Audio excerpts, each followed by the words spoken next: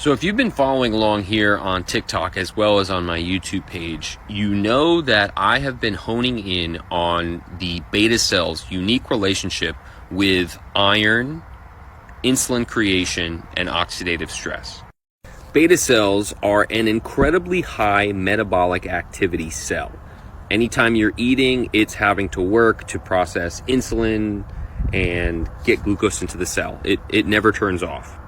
This high metabolic activity within the cell is cause for a lot of byproducts, a lot of waste being made in the cell.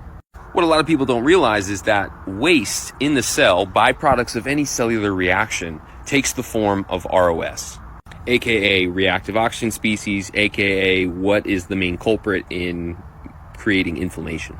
A typical day in any cell is creating just a little bit of waste, something to fill like a waste paper basket in an office space. At the end of every day, you empty the trash bin and you return back to normal function at the beginning of the next day.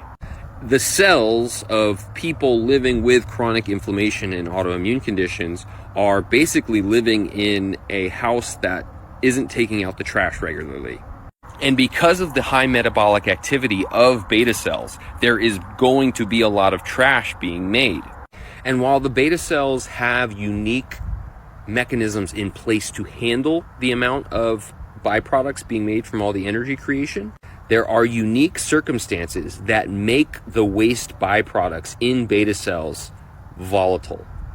One of the things that takes the trash being made in beta cells and lights it on fire is free iron. And in this week's episode of Diabetics for Diabetics Radio, episode 33 here, I talk about how iron turns the mundane cellular function of basically just taking out the trash and turns it into an absolute firefight. If you want to learn more about it and what you can do to help address it, go check out the episode now.